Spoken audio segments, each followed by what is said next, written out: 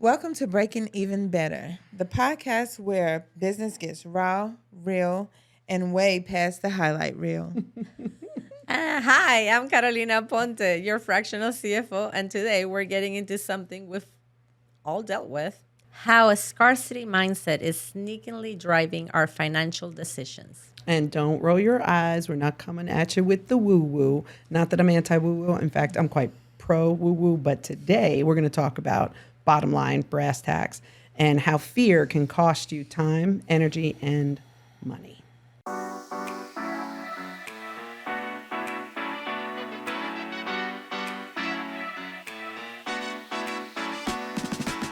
Building a business can feel like a roller coaster. Financial headaches, hiring drama, and marketing overwhelm are just a few things that make for a bumpy experience.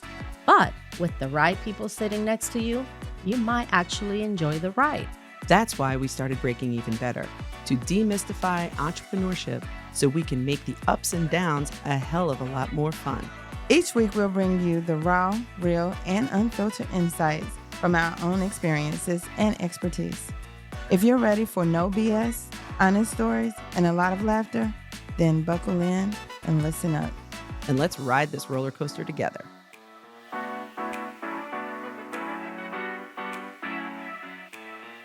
So let's start with what scarcity mindset looks like. It's that little voice in your head that tells you you don't have the money to hire that VA. You don't really have the right tools in place. People don't really know who you are, so they won't buy from you.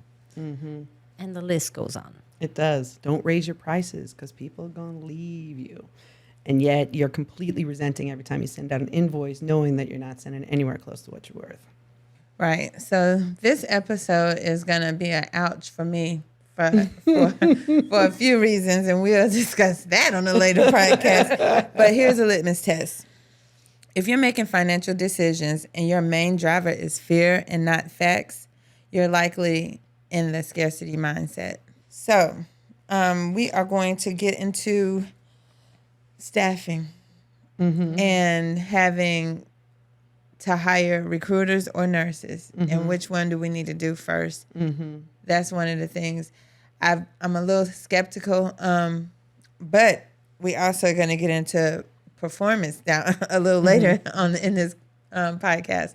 But I'm a little nervous because, of course, the nurses make the money, right? Or the clinicians make the money, and then the recruiters, they also make the money. That's right. And I need a lot of recruiters for all the states. So it seems like because we are a boutique, is what I call us, a boutique firm with a large footprint, I want to make sure that we have enough people representing each area of the United States. And so I try to tell, when we get a lot of people in one spot, I'm like, okay, so we're going to focus on this week. We're going to focus on this week, and try to make sure we are covering the whole area to make sure we are in each state. That was a goal of mine a long time ago, so I want to make sure we have somebody in each state somewhere. But with that scarcity mindset, especially when the rates fell from after COVID, it was just nerve-wracking to try to figure that out. Your business model is very unique, and I've worked with people who have staffing agencies because in addition to the recruiters, in addition to the staff themselves, you also need to get clients, and in your case, it's hospitals. So what we found with people that we've worked with in the past who were in staffing, and I worked with an agency out of LA that was a staffing firm, similar, not the same, but similar to what you do, and their fear, and you want to talk scarcity mindset, was dividing their marketing dollars. Of course, I'm the marketing expert, so that's the area where I supported them the most. But they were like, we need to market to bring in more staff. We need to market the recruiters to help get that staff. We also need clients. And you can't just have a blanket message like, hey, we're a staffing firm, and then not you, because each of those markets need their own language. They need their own marketing campaign. Right. So not only were they talking about from a scarcity standpoint, but they essentially needed to either like triple their budget or get very, very specific about what the need was and how that overlapped and how much of that messaging could actually be overlapping. So I want you, and I want anybody who's listening too, that that scarcity mindset is a very human thing. It's understandable that you would be afraid that things might not come. But the tough part about a scarcity mindset is also that if you assume that it is going to come, you're right. So you have to try to work against it too. So like your industry in particular, Brenda, it's understandable why you'd be so. Oh, and we can talk about a formula that can be applied in order to determine when is it the right time to bring somebody for either recruiting or for the staffing.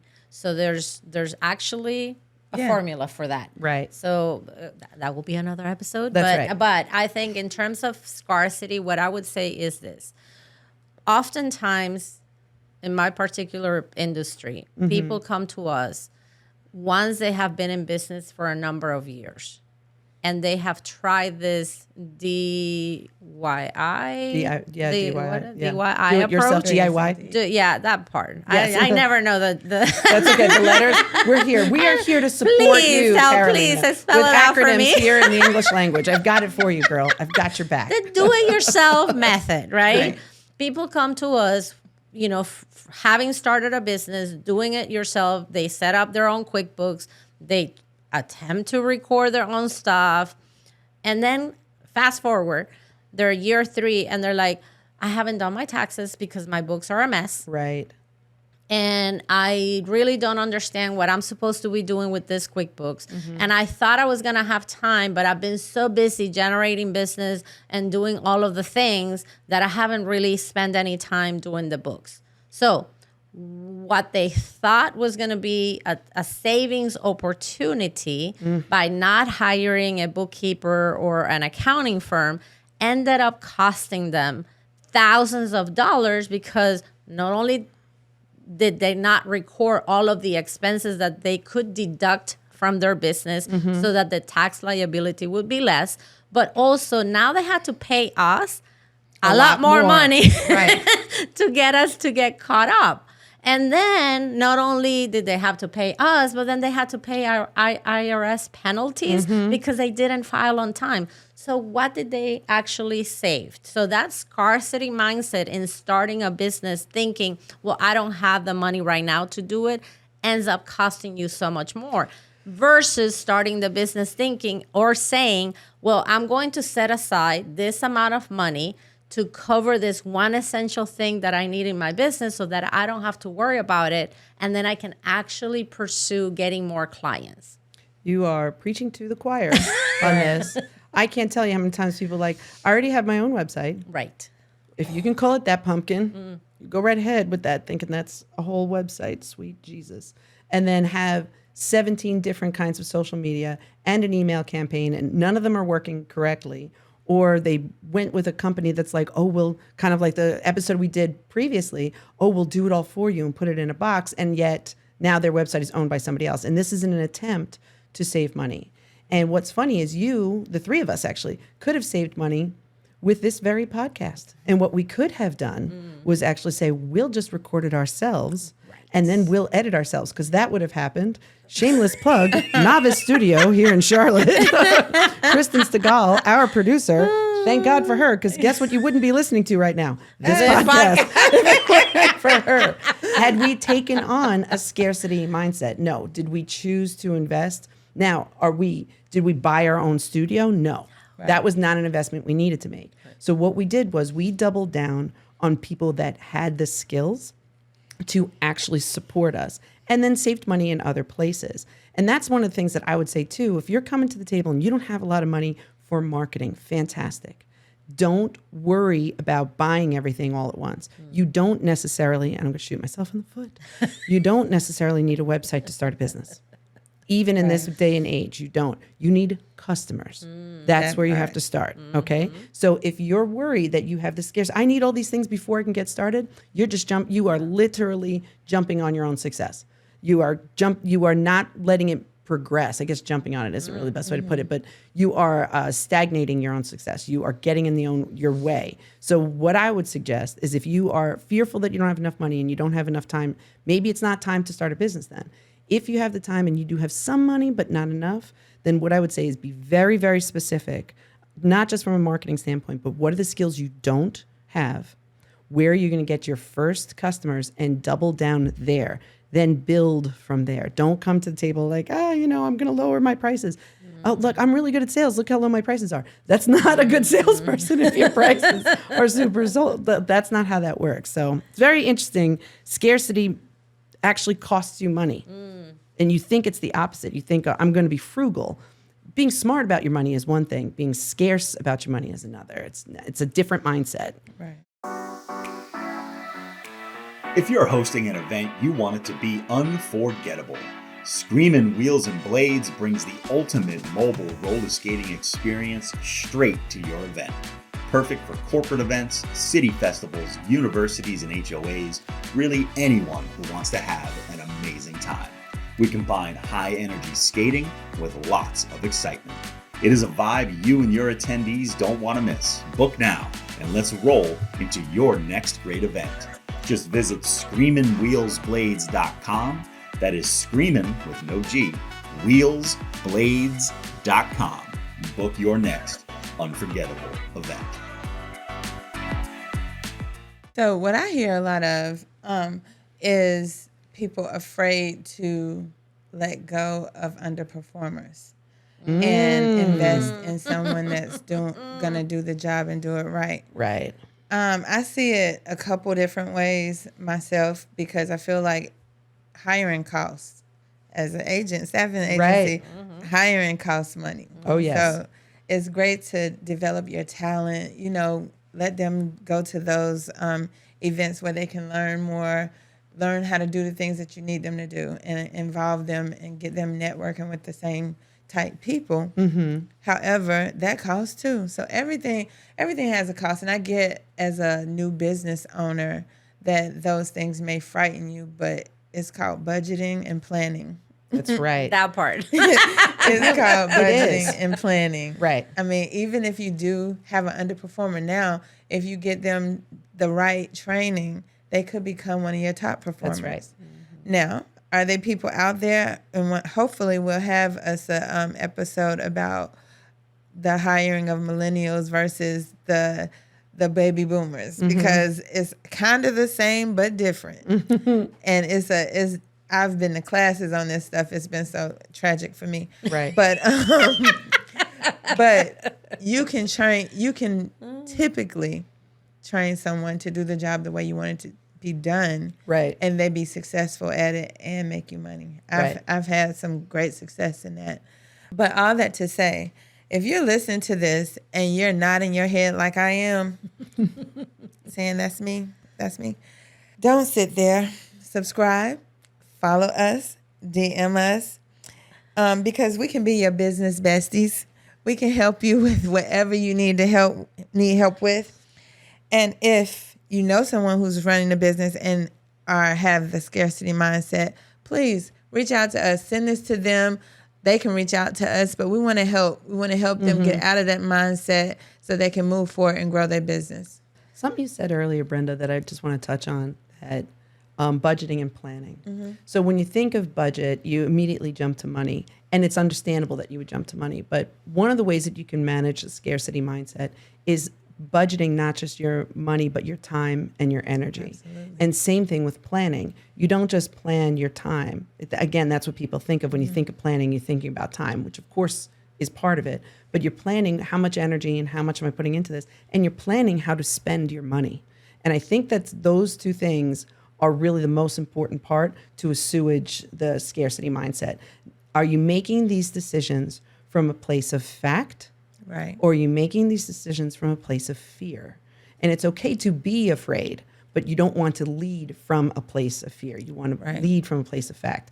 And anytime you prepare, and think about this even when we were taking tests as a kid, like the more you studied, the more prepared you were for a test, the less fearful you were around that test. It's the same thing. Honestly, starting a business is a test. Yeah, so, plan, and you're not going to get it all right, but you can get close. Same thing with money. You want to plan how you're spending your money. And then if that means that you have to spend it on fewer things, but those things you go an inch wide and a mile deep. Like that's a better way to go. Well, it's a better approach. and here's the reality. If you're not checking your numbers, if you don't really understand the inflow of money and the output output of money, Right. then your decision making is not based on reality. That's right. Right? It is based on your gut instinct or the like this fear of not having enough. I'll share a short story about one particular client that has been in business for 20 years. They're celebrating this year 20 years. And there's been some shift in the industry, and which, obviously there is a reason to be concerned. But that scarcity mindset that she came into my office with by walking in and saying, I think I need to go bankrupt. And I was like, but I've seen your numbers. Right. I know your assets.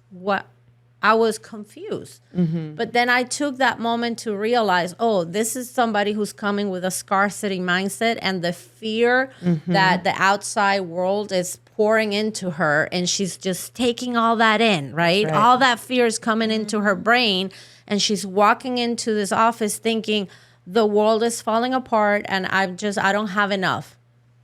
Pause. Let's look at the numbers.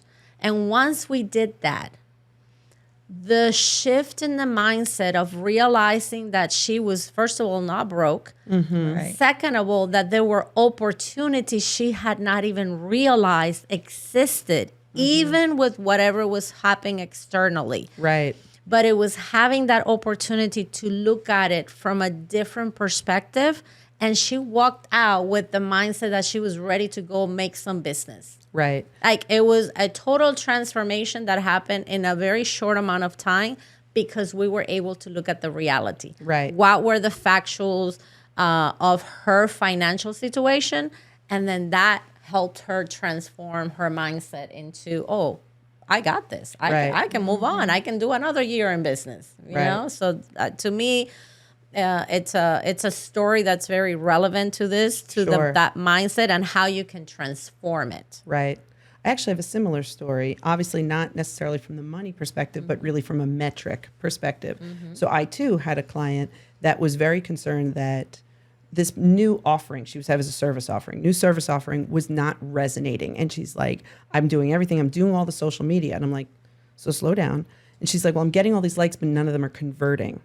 And I said, okay, I was under the impression, and we had a plan, that your social media was designed for awareness, that we were going to make people aware of your new service. I said, that metric is that you've got a lot of engagement, a lot of people are paying attention, but it's not necessarily translating into leads. Social media's job is not conversion. Said, we're looking at the wrong metric. Said, so if you want to double down on conversions, let's talk about how do we drive people to, and in this case was a landing page. So you say the website, which, of course you want to drive people to the website, but that's more informational. You want to drive them either to a sales page or to a landing page. Right. So when we're actually putting a campaign that's towards moving them towards this action, this CTA as we call it, is call to action. Once we've moved them towards that, that's great. And then we start looking at those conversion metrics. So, but you keep wanting to focus, because what I call them vanity metrics is like, look at all these people I have following me. Right. Okay, well, cool. But how many of them are actually engaging with your content, asking more about your new service offering, and then turning into clients? That's more the metric you should be paying attention to. And once we kind of, again, shifted her mind from my service offering isn't resonating, and it's like nobody loves me, which is to a degree a scarcity mindset, but rather you're kind of majoring in minor things. That's not the metric that we should be paying attention to. This is the metric we should be paying attention to, and doubling down on getting more of those people into the proverbial sales funnel. So just a different way of looking at it. Yeah, So- that makes sense. I was just thinking everything I've been doing for my e-commerce for the lab look.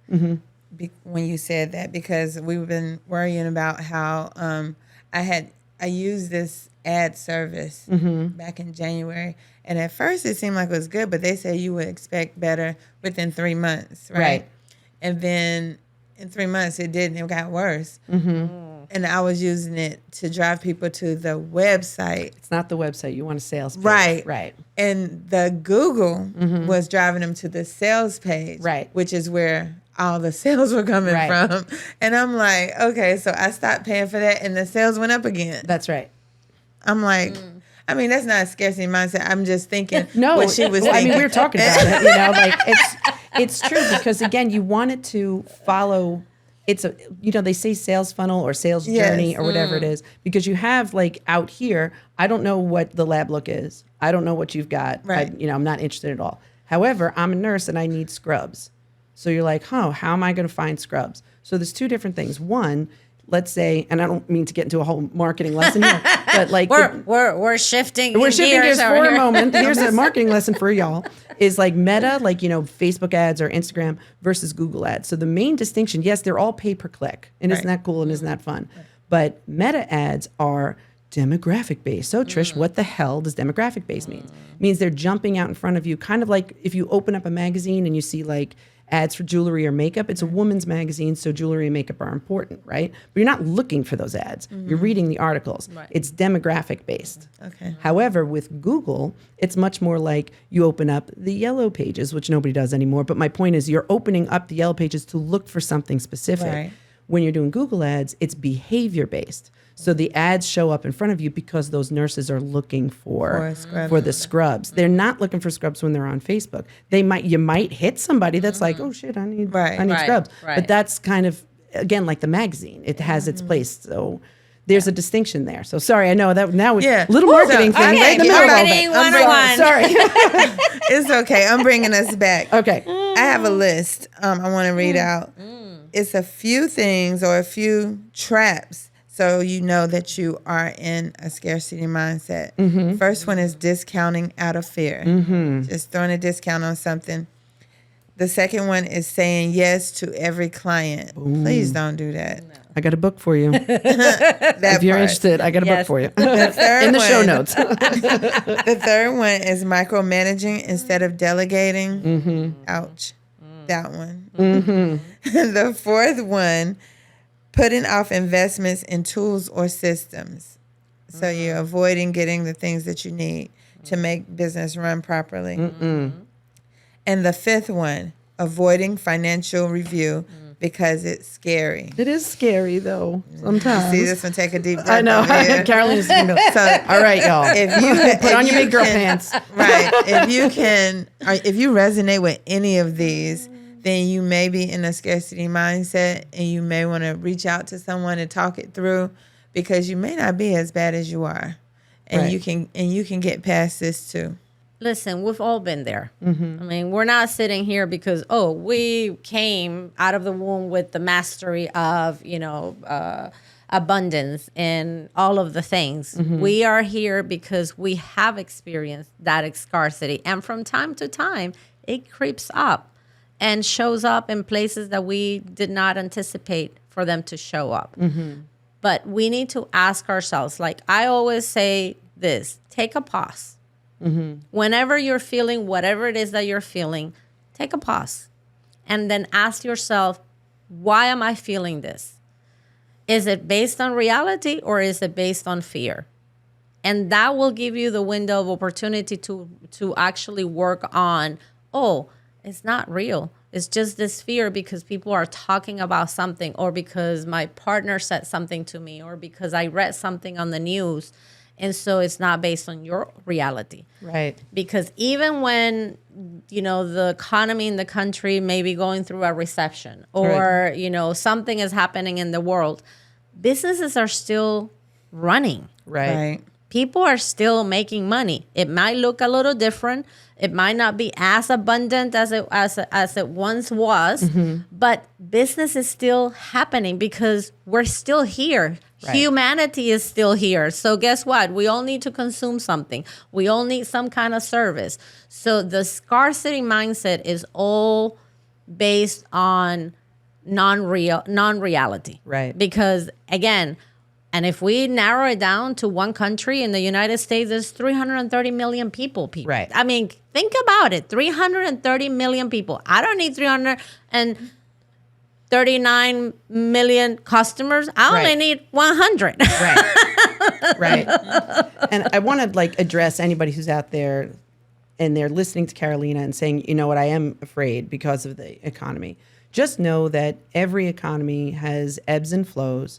And when there's a recession that hits, there are still products and services that actually go up. Like Brenda has talked about this in previous episodes, where her business actually went up during COVID when so many others went down. Strangely, whenever there's a recession or depression, lipstick sales and booze.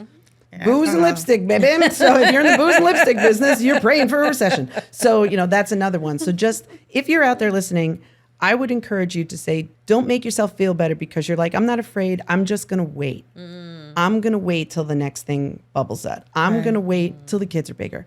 I'm going to wait until my husband gets a raise. I'm going to wait till my wife gets a raise. I'm going to wait until the recession is over. I'm going to wait for a new administration. I'm going to wait. I'm going to wait. I'm going to wait. Because the one commodity that we cannot reproduce is time. That part. So if you're scared of anything, be scared of running out of time. Don't worry about the money. Don't worry about the energy. It'll come. The biggest thing that's ticking is ticking for all of us. And the thing that you should have the most fear around from a scarcity standpoint is time. Don't act tomorrow, act now. Act now. That sounded so Sound like a commercial. Is that a commercial? But prior to that, I was like, I started preaching, and then all of a sudden I sounded like I was. Where in a do I commercial. sign up, Trish, for more time? That's right. That's right. So we're gonna wrap this up. Yep. But I wanted just to say, scarcity mindset can sneak into your business like glitter in a craft room. You gotta have to spot it.